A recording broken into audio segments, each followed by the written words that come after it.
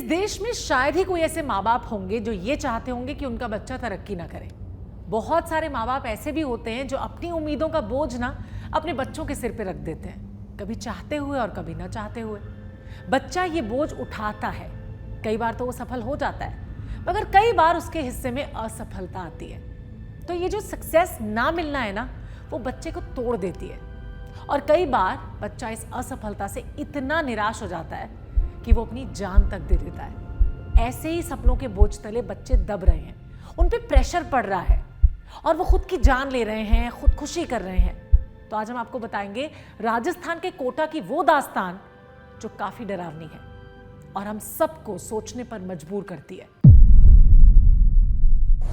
Welcome to the big bench daily. पिछले 11 दिनों में 4, पिछले 8 महीनों में 22, पिछले 1 साल में 29, पिछले 10 सालों में 160 के करीब बच्चों ने कोटा में खुदकुशी कर ली। बच्चों की मौत की कीमत पर आबाद ये आंकड़े उस कोटा शहर के हैं जो बचपन को मुंह मांगी कीमत और अपनी शर्तों पर डॉक्टर और इंजीनियर बनाने का ख्वाब बेचता है। इस ख्वाब की कोई गारंटी नहीं होती, लेकिन मासूम बचपन को कामयाब जिंदगी देने की ख्वाहिश में तमाम माँ बाप न सिर्फ बिना गारंटी वाले इस ख्वाब को खरीदने की होड़ में लगे हुए हैं, बल्कि जाने अनजाने वो अपने बच्चों की जिंदगी से खुशियां छीन रहे हैं और उनके लिए मौत का दरवाजा खोल रहे हैं। और ये जो आंकड़े हमने आपको बताए ना, वो तो बस गिनती भर हैं। इसमें कोई शक नहीं कि जिंदगी एक इम्तिहान है, लेकिन कोटा जैसी फैक्ट्री अगर इम्तिहान को ही जिंदगी बनाने लगे तो ये आंकड़े कम होने की बजाय आने वाले वक्त में और बढ़ते रहेंगे। अब ये पेरेंट्स को डिसाइड करना है कि वो अपने बच्चों को क्या देना चाहते हैं, एक खुशहाल जिंदगी, एक कामयाब जिंदगी या फिर कम उम्र में मौत। देश आजादी के जश्न में डूबा हुआ था और ठीक उसी वक्त कोटा फैक्ट्री के खामोश कमरे में देश का एक नौजवान खुद के और खुद के घर वालों के सपनों के मर जाने से खुद को मारने की तैयारी कर रहा था। शायद उसे यह एहसास हो चुका था कि जिस कट थ्रोट कंपटीशन में वो भाग रहा है ना, जिसके लिए उसे कोटा भेजा गया है, उसमें वो फेल हो जाएगा, उसका फ्यूचर ब्राइट नहीं हो सकता।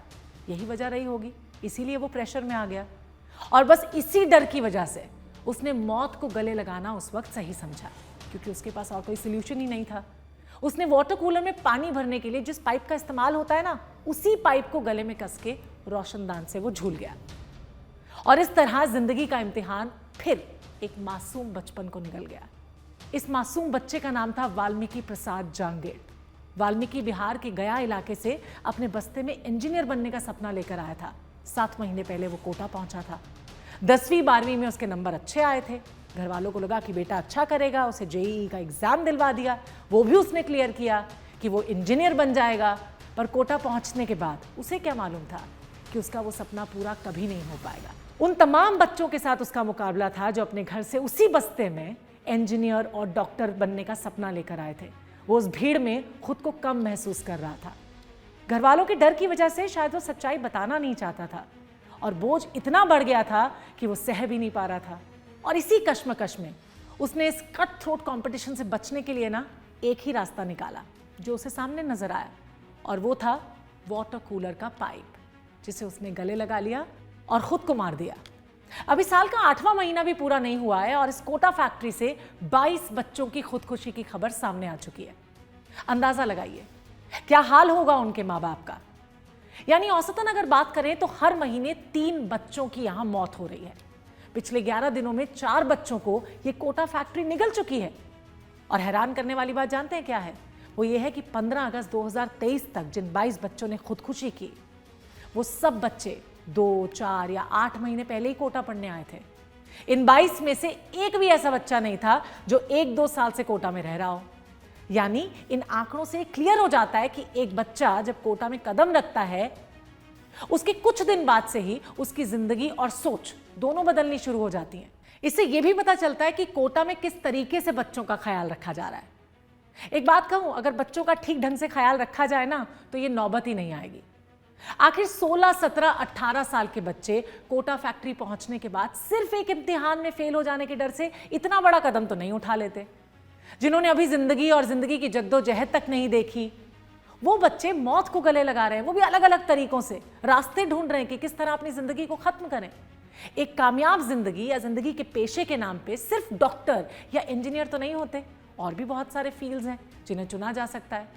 वर्ल्ड बैंक की 2020 की एक रिपोर्ट की अगर बात करूं तो भारत की कुल आबादी का सिर्फ और सिर्फ 0.7% हिस्सा डॉक्टर और इंजीनियर हैं।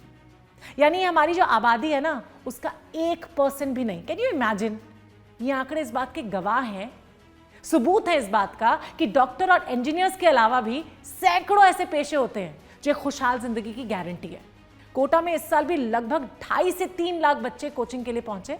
अगर मैं आंकड़ों पे जाऊं तो हर साल NEET और JEE का एग्जाम क्लियर करके डॉक्टर और इंजीनियर बनने वाले लाखों बच्चे एग्जाम में बैठते हैं। 2023 के आंकड़ों की अगर बात करें तो डॉक्टर बनने के लिए NEET के एग्जाम में इस साल जानते हैं कितने बच्चे बैठे? कुल 20,38,500 स्टूडेंट्स, जिनमें से 11,45,900 बच्चों ने एग्जाम को क्लियर कर लिया। जबकि MBBS की कुल सीटें कितनी होती हैं? सिर्फ 1 लाख। Yes, that's true. इसी तरह से अगर इंजीनियर बनने की बात करें तो JEE एग्जाम में 2022 में कुल 10,26,799 बच्चों ने अपनी किस्मत आजमाई, लेकिन इनमें से सिर्फ 2.5 लाख बच्चे ही ऐसे थे जो अच्छे कॉलेज में जा सके, यानी उनको अच्छे कॉलेजेस में एडमिशन मिल गया। NEET और JEE के एग्जाम में कोटा का जो सक्सेस रेट है ना, वो 8% से लेकर 10% तक ही है। That's it. जबकि देश में बाकी सेंटर्स की कामयाबी का जो सक्सेस रेट है वो 3% है। शायद यही वजह भी है कि पूरे उत्तर भारत के ज्यादातर स्टूडेंट्स डॉक्टर और इंजीनियर बनने के लिए कोटा फैक्ट्री का रुख करते हैं। हालांकि एक और सच भी है इसके पीछे का, वो ये है कि यहां तक पहुंचने के लिए ना ज्यादातर स्टूडेंट्स 10वीं 12वीं में 80 या 90% से ऊपर नंबर लेके पहुंचते हैं। और बस यहीं से पेरेंट्स की उम्मीदें और बढ़ जाती हैं, एक्सपेक्टेशंस और बढ़ जाती हैं, सोसाइटी का प्रेशर और बढ़ जाता है कि अरे शर्मा जी का लड़का ये कर रहा है, तुम क्यों नहीं कर रहे? और इससे क्या होता है? बच्चों पे प्रेशर पड़ता है, उनकी मेंटल हेल्थ पे प्रेशर पड़ता है, उन पे दबाव पड़ता है, और फिर वो ऐसा कदम उठाते हैं। हालांकि ऐसा बिल्कुल भी नहीं है कि इस दबाव से बच्चों को बाहर नहीं निकाला जा सकता या उनकी मेंटल हेल्थ पे काम करना इम्पॉसिबल है, ऐसा तो नहीं है ना। बट क्या जरूरी है, इसके लिए खुद बच्चा, उसके पेरेंट्स, उसके कोचिंग सेंटर वाले, उसके गार्जियन या जो भी टीचर्स हैं उसके, वो कुछ जरूरी कदम तो उठाएं। कुछ तो स्टेप उनको भी उठाना होगा इस प्रेशर से बच्चे को बाहर निकालने के लिए, वरना तो ये संख्या और बढ़ती चली जाएगी। अब तो बिग बेंच पे बैठ के सोचने वाली बात यह है कि बच्चों पर दबाव डालने की बजाय अगर उन्हें इस बात की छूट दी जाए कि वो अपना करियर खुद सिलेक्ट करें, अपने इंटरेस्ट के फील्ड में जाएं, जो वो करना चाहते हैं करें, जो वो बनना चाहते हैं बने। पेरेंट्स बच्चों को सपोर्ट करें उनको प्रेशर देने की बजाय, बच्चों के अंदर ये विश्वास भरें, तो ये बहुत चांसेस हैं कि बच्चे मौत के बदले खुशहाल जिंदगी को अपनाएं। आप इस बारे में क्या सोचते हैं? हमको कमेंट्स करके बताइए, और चैनल को सब्सक्राइब करने के लिए नीचे सब्सक्राइब बटन को प्रेस कीजिए। And for more such stories keep watching the big bench. बैठ के सोच।